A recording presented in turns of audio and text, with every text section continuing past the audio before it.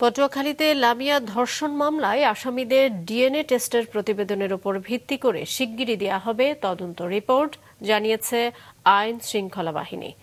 এ ধরনের ঘটনার বিচারে সময় বেশি লাগার কারণে ধর্ষণের শিকার অনেক নারী ও শিশু বলি হওয়ার আশঙ্কা করছেন স্থানীয়রা।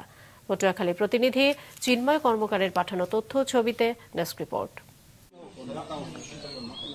গেল 18 মার্চ পটুয়াখালীর দুমকির পাঙ্গাশিয়ায় সংঘবদ্ধ ধর্ষণের শিকার হন কলেজ শিক্ষার্থী লামিয়া। পরদিন 19 মার্চ জড়িত সিফাত মুন্সি ও সাকিব মুন্সিকে আসামি করে দুমকি থানায় মামলা করেন তিনি।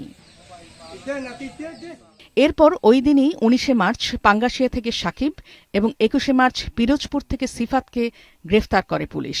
গতকাল তাদের ডিএনএ পরীক্ষা হয়েছে, যার উপর ভিত্তি করে তদন্ত প্রতিবেদন দেওয়া হবে বলে জানান দুমকি থানার ওসি। এখানে ডিএনএ টেস্ট অত্যন্ত গুরুত্বপূর্ণ একটা বিষয়। ডিএনএ টেস্টের রিপোর্ট না আসা পর্যন্ত এই মামলায় পুলিশ রিপোর্ট দাখিল করা সম্ভব না।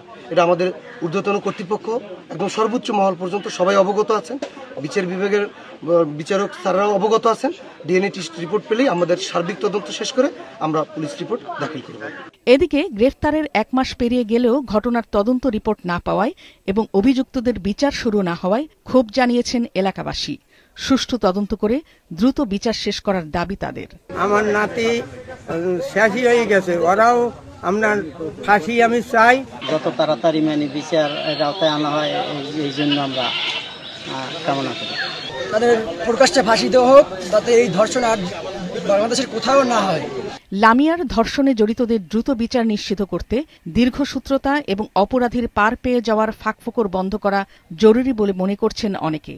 আমি জোর দাবি জানাচ্ছি যাতে এই ঘটনার সুষ্ঠু তদন্ত করে সুষ্ঠু বিচার হয়, যাতে অপরাধীরা কঠিন শাস্তি পায়। যে কোনো জায়গায় জানি এই রকমের কোনো নারীরে কোনো জানি অন্যায় অত্যাচার না হয়। আমাকে তো নাতি আছে, আমরা আছি, আমাকে মাইয়ে আছে, এরকম তো সব জায়গায় হইবে।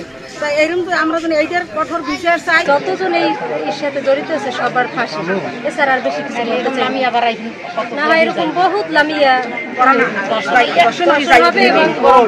আত্মহত্যার পথ বেছে নেবে। দল মত নির্বিশেষে সবাইকে ধর্ষণের বিরুদ্ধে সোচ্চার হওয়ার আহ্বান জানিয়েছেন স্থানীয় রাজনৈতিক ও সামাজিক সংগঠনের নেতারা। সবাই যদি যার যার অবস্থান থেকে যদি গঠনমূলক ভূমিকা আমরা পালন করি, তাহলেই এই ধরনের ঘটনা ঘটবে না এবং এটা অনেকটাই বন্ধ হবে। আমরা সকলের জন্য সম্মিলিতভাবে তেমন একটি সমাজ গঠন করতে পারি যে সমাজে আমাদের মা বোনরা নিরাপদ থাকবে, আমরা একটি সুন্দর সমাজ যেন আমরা সকলে পাই, সেটি আজকের দিনে আমার সবচেয়ে বড় সামাজিক দাবি আমার পক্ষ থেকে আমি জানাচ্ছি। সংঘবদ্ধ ধর্ষণের শিকারের 40 দিন পর গেল শনিবার রাতে ঢাকার শেখেরটেকের বাসা থেকে লামিয়ার ঝুলন্ত মরদেহ উদ্ধার করে আদাবর থানা পুলিশ। মাছরাঙা নিউজ ডেস্ক।